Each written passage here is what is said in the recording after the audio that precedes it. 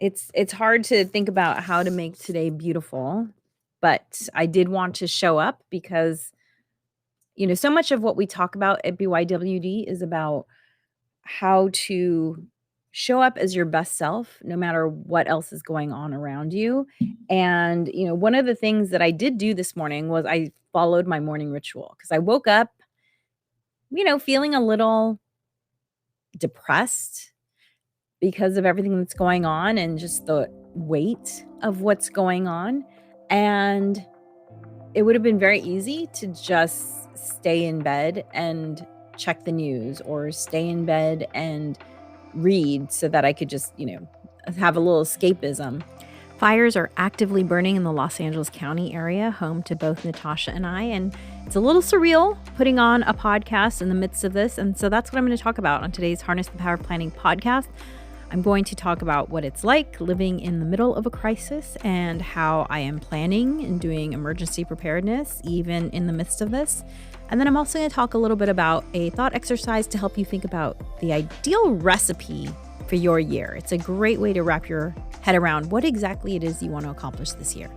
All on this episode, starting now. Hello, hello, hello. Happy Thursday. It is just me today because Natascha has been without power for 48 hours and I'm a little late because I wasn't even sure if I could get on. I don't know what was happening before, but here I am and it is January 9th, 2025.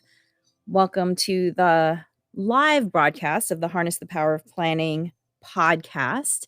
And I guess I don't need these since I don't need headphones since Natascha isn't joining me. I don't have to hear what anyone else is saying. So if you did know, Natascha and I live in the Los Angeles area, and we have been impacted by the fires that are burning. I think there are right now 5 fires that are burning. And really, it's hard to think about anything else when that's happening. So today's Harness the Power of Planning podcast will be about Emergency Preparedness Fire Edition. Now, if you listen to our podcast, then you know that I did do an emergency preparedness with a focus on earthquakes late last year. I'm sure if you just do a search, or I can put it in the show notes when I put this up later as a podcast. So I will link to that podcast if you're interested in it. And so today is going to be a little bit different. It's going to be about Emergency Preparedness Fire Edition. It's also going to be about my thoughts as I am in the middle of what's happening. You might notice that I don't have my earrings on. I don't have my yellow shirt. This is showing up as the best I can in a stressful situation. And that's a lot of what we talk about in Beyond Your Wildest Dreams is giving yourself the grace to go through whatever it is you're going through. And right now, this was the best I could do. So I'm going to talk about Emergency Preparedness Fire Edition. I did pack up our cars. We did evacuate my mother-in-law. We have been following the news closely. We do have friends who have lost their homes, and it is an ongoing, evolving situation. And so whatever I talk about today is going to reflect that. The second thing I'm going to talk about is it is the beginning of the new year. And for the majority of you, I hope that your day is nice and normal, as in you do not have a crisis that you are dealing with. And to that end, I'm going to talk about something that we discuss in the Harness the Power of Planning course, which is coming up with the ideal recipe for your year. I like to think of my year kind of like a soup, if you will. I need some onions in there. I need vegetables, that sort of thing. So we're going to talk about how you can kind of build your ideal year by thinking of it as a recipe. I'm a very food-oriented person. And then finally, I'm going to officially start this podcast by pulling a card from this box of sayings that I keep on my desk that I just love. I find it very insightful and uplifting. And so today's card is one day at a time. This is enough. Live in the present and make it so beautiful that it will be worth remembering. Ida Scott Taylor. Yes. It's hard to think about how to make today beautiful, but I did want to show up because so much of what we talk about at BYWD is about how to show up as your best self no matter what else is going on around you. And one of the things that I did do this morning was I followed my morning ritual because I woke up feeling a little depressed because of everything that's going on and just the weight of what's going on. And it would have been very easy to just stay in bed and check the news or stay in bed and read so that I could just, have a little escapism. But my morning ritual is what really keeps me grounded. And this is one of our 4 workbooks. You see, they're all short. They're all designed to be gone through in about an hour or less. And this is all about, it's called Rock Your Morning, 3 Simple Steps to Take Control of Your Morning. I used to feel like my morning was a train heading towards me full speed, and I just had to figure out how to survive the impact. And when I came up with a morning ritual, all of that shifted. And so today, even more important on a day like today, when there are crises all around you, it was very important for me to follow my morning ritual because my morning ritual just helps me feel grounded. It helps me feel like I'm taken care of. There's actually brain science behind the benefits of any kind of touch. So self-touching, putting things on my face is actually a way of, self-soothing. And so I knew immediately I was going to just go straight into my morning ritual. I have my warm lemon water. I did my dry brushing. I put everything away in the dish rack. Putting things away in your dish rack, Allegra, that's part of your morning ritual. Yes, it is, because I love the calm of how my kitchen looks when everything is put away. It doesn't last long, but for that moment, I get to take my morning supplements, sip my lemon water, and just kind of oh, it's clean in here. What a nice feeling. So I guess that would be one of the things that I would say to you is that if you are in the middle of a crisis, remember to take care of yourself because no one can take care of you except you. And you're not thinking clearly if you're not taken care of, if you're not hydrated, if you're not fed. So we always go back to self-care. Self-care is healthcare. And so that was what I did this morning as we are in the midst of this. The other thing I did was I did check all of the apps. I am on the Citizen app. I'm on the Watch Duty app, which apparently I was told is the app that firefighters use. And so I have been looking at those and looking at where the fire is, where the evacuation orders are, who do I need to check in on in my extended family. Natascha and I have been in regular communication. She basically can only text and call. She has no internet. She has no electricity. So my thoughts are with Natascha. She might be coming to my house at some point soon.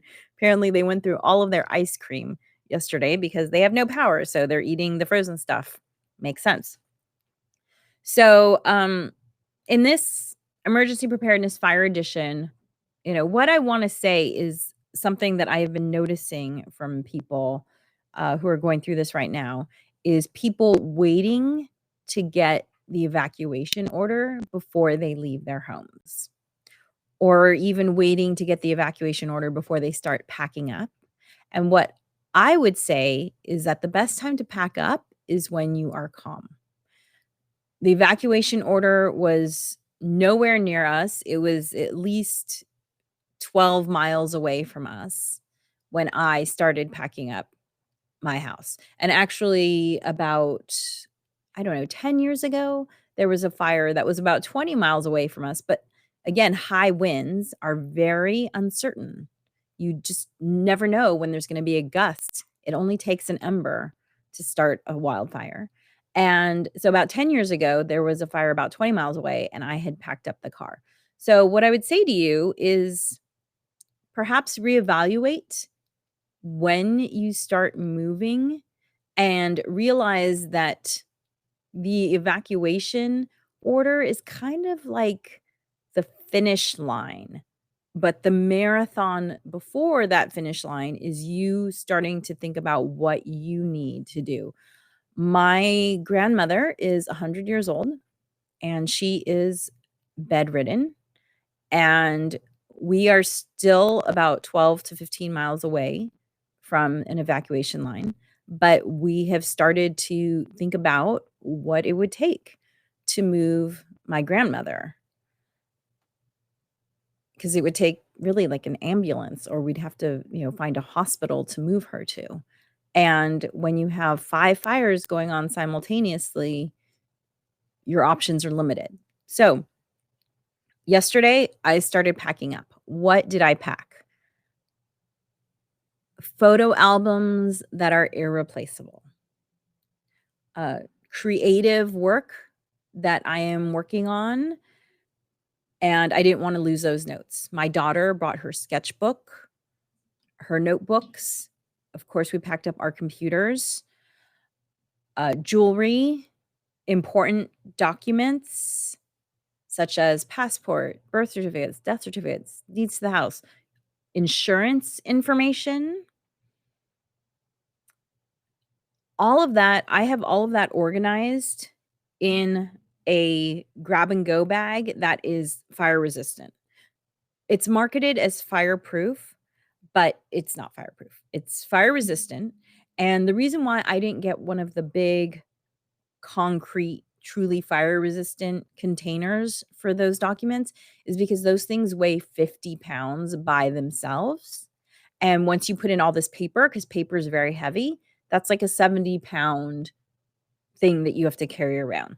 So I opted for a lighter version that I can actually lift. Maybe you wanna have 2 versions. Maybe you wanna keep a fireproof safe somewhere on your property with 1 copy of the documents, and then you have a bag that you can take with you with another set of copy of the documents. And this bag is not very big. It's about I'm I'm doing a portrait orientation right now, so I can't really use my hands but it probably measures about 15 inches, wide by about 12 inches tall, and then maybe it's about 5 or 6 inches deep. So, that has all of the important paperwork. Also, of course, prescription drugs, um, glasses or contact lenses if you wear them, and then the solutions to go with them. If you have pets, pet food, clothing, warm clothing. Maybe you wanna bring a pack of cards, some paper to write with, and some sort of writing implements, because if you are having to shelter somewhere, it's good to keep your mind active.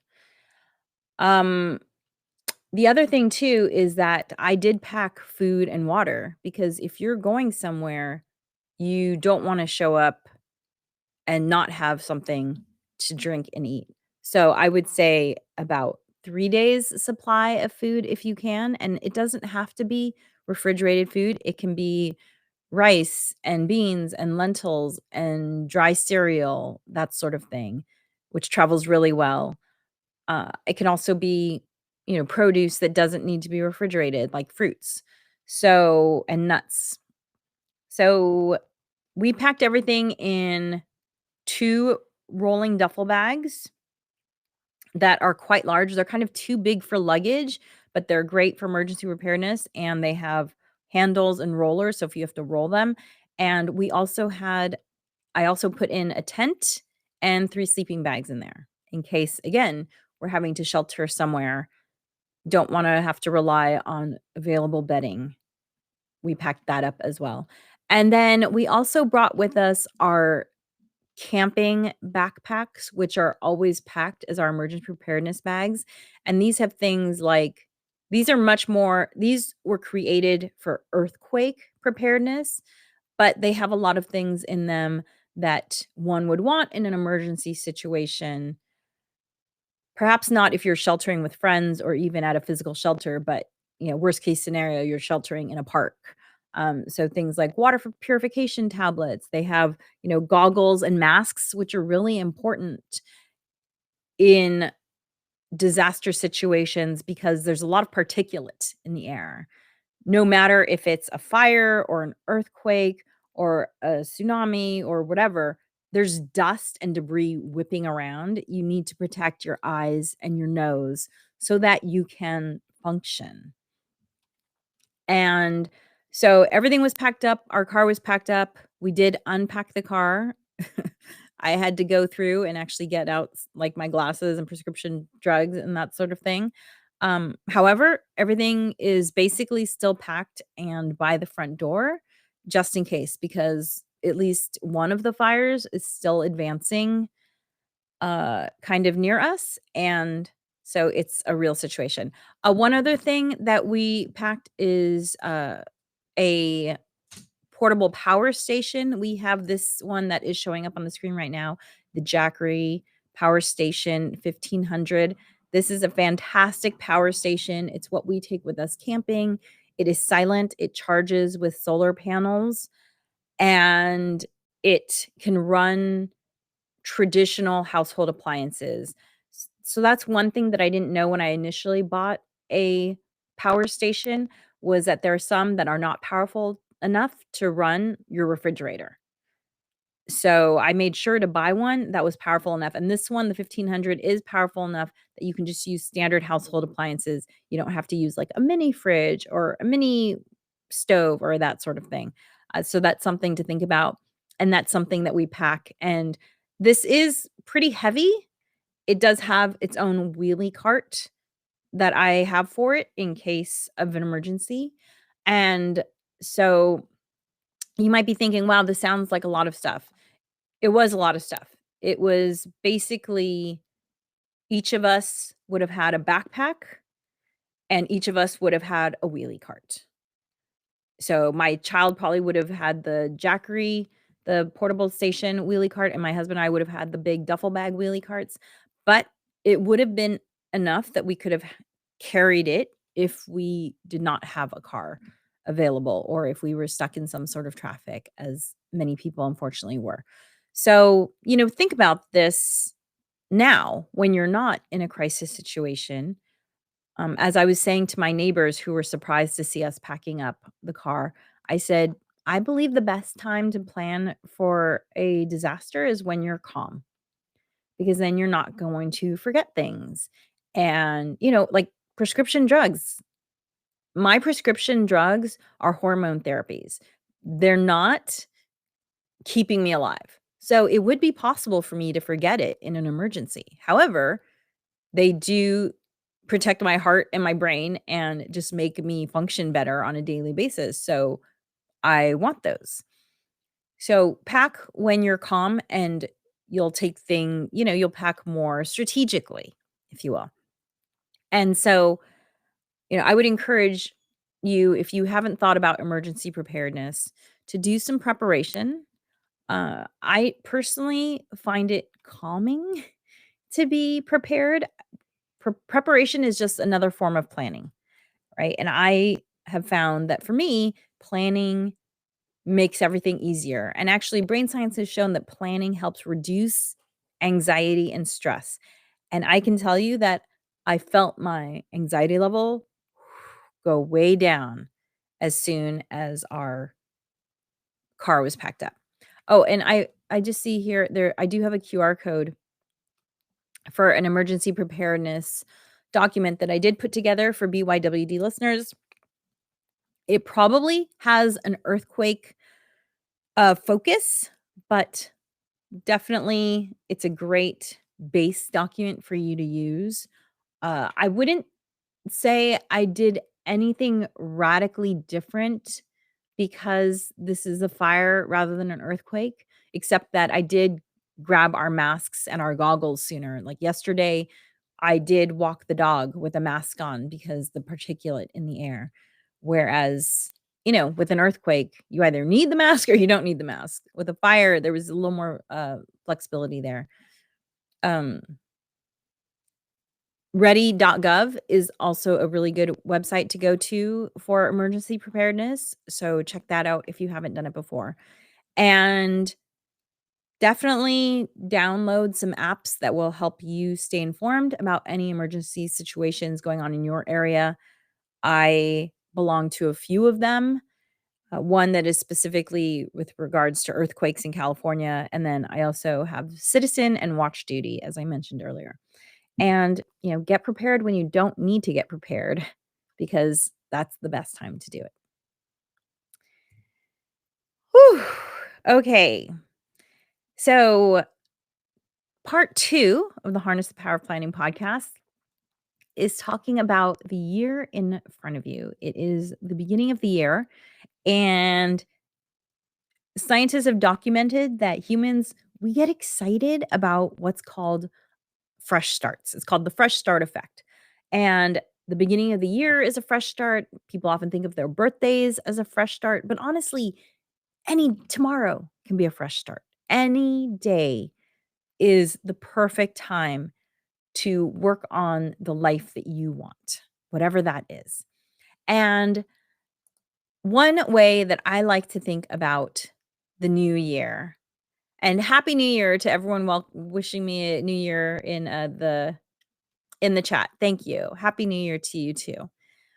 One way that really helps me to think about, because a year, it can be challenging to think about how to plan your year because it's just a long period of time. And in BYWD, we do ask people to think about their lives.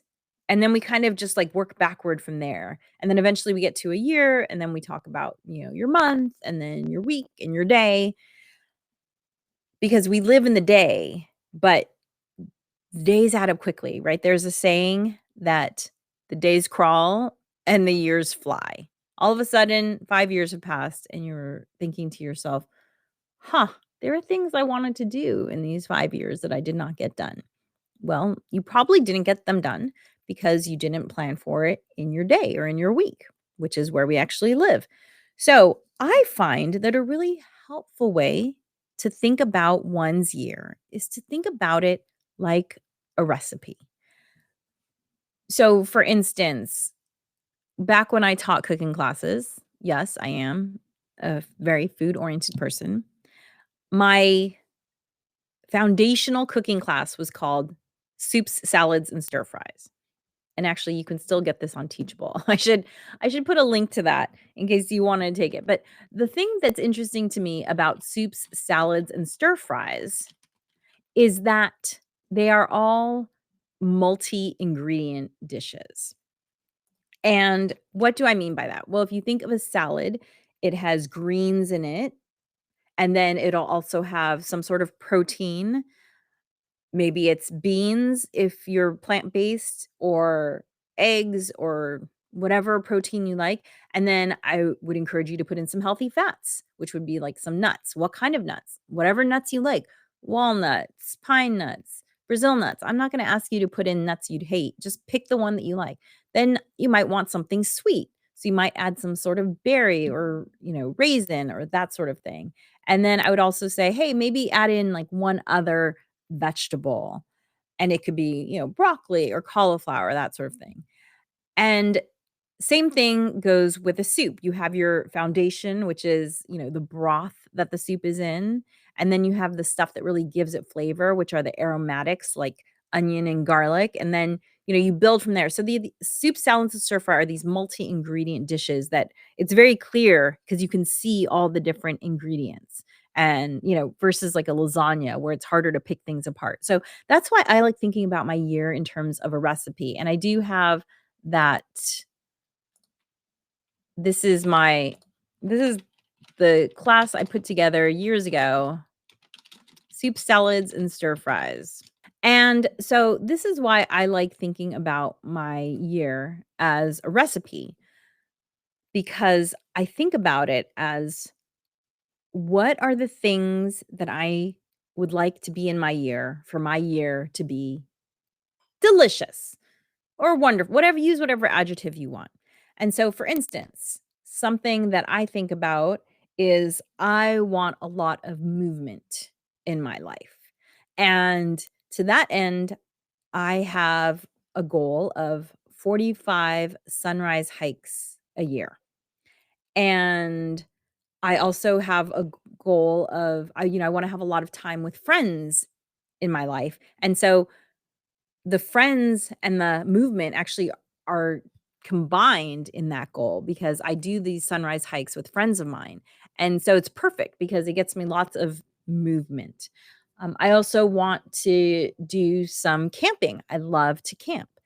And my ideal is 4 camping trips a year. And I also would like to do some sort of creative expression. For those of you who don't know, I do stand-up comedy for fun, and so I actually have a goal of producing 3 comedy shows this year and appearing in another 4 shows that I don't produce. So, 7 stand-up comedy appearances minimum. So this is how I think about my recipe. I'd like to do one other trip besides camping trips. It will probably be a domestic trip, not international. And so I'd like to plan for that. I also would like to see my closest girlfriends. There's 4 women who are basically like sisters to me. I've known one of them since I was 11, and the other 3 I've known for, oh my gosh, 25 years, but none of us live in the same state. However, we try to get together at least once a year to do a group vacation. And so I already have that planned actually, and so I wanna have that happen one time a year. So that's my recipe if you think about creative expression, movement, time with friends. I also have goals for BYWD, which is, this weekly podcast is one of the goals for that. And so that's part of my recipe. So think about what would make your year feel really good or delicious or fulfilling. What kind of travel, time with friends, professional endeavors, what would it take? And get as specific as you can. Like, 40 I have 45 hikes. I wanna do 7 stand-up shows. I wanna do 3 to 4 camping trips. I wanna do 1 other trip. I wanna do the trip with my friends. I'm very specific about it. And then when you have your recipe, then you can actually look at your calendar, and hopefully you have a physical calendar. This is my 2025 calendar. We're huge fans of paper planners, and this is we actually have a whole episode on how to pick the perfect planner. You can check it out there. And this is the planner that I like down below in this QR code. And I'll put these all in the show notes for those listening to the Harness the Power of Planning podcast. But then you can look at your calendar and think, okay, well, when can I do these things? The 45 hikes, I have 2 days a week that I reserve to do sunrise hike. I don't always hit both days, but that's the goal, and that's how it goes into my planner. Camping trips, I have a kiddo in school, so I have to plan around those dates. So you have things that you have to plan around already, commitments. And that's where having a planner is really helpful. Now you have this recipe and you think, okay, well, where can I fit in these things? My girlfriends and I, most of us have kids, and we've all figured out there's this 2-week period that seems to work really well for us. And so we've been planning our trips during that 2-week period for multiple years now because it just seems to work. So look and see where can you fit in these events. I already have my first comedy show that I'm producing planned. It's already got a date attached to it. I'm looking at when can I fit in the other 2 dates around, these other obligations and responsibilities that I have. But until you have your recipe, it's hard to start putting any action towards things because you don't really know what you're working on. And so think about your year as a recipe and then look at your paper planner and figure out where you can fit those in. I just love to hold this up. So this is my 2024 planner. When everything's said and done, all you can see, it's a lot of life lived. It's about, for those listening to the podcast, it's about what, 8 times thicker than the original planner? Yeah, it's got a lot going on in there once everything's said and done. So that is my number one tip for you for how to start thinking about your year in a way to encourage the opportunity of, doing all the things that you say you want to do. Okay, well, you've said you want to do them. That's part 1. But now you have to actually make time to do them because, oh, I'll do this thing when I have time. There's no part of your planner or calendar that says, hey, you have time now to do that thing that you've been talking about doing. No, you have to make time for the things that you say are important to you. Thank you so much for joining me today. I hope you and yours are safe. As Ida Scott Taylor said, make today beautiful in whatever way you can. And I hope that by thinking about your perfect recipe for your year, it will help to make today a little bit more beautiful for you. If you want to take your planning skills to the next level, consider taking the Harness the Power of Planning workshop. It's available on demand at tinyurl.com/HPOP on demand, all one word. That's tinyurl.com/HPOP on demand. We'll show you how to plan your day, your week, your month, your year, your life, and help you to start prioritizing yourself and your goals right now. Dream wild, wild dreamers. Thanks for joining us for the Harness the Power of Planning podcast. Be sure to like and subscribe wherever you listen.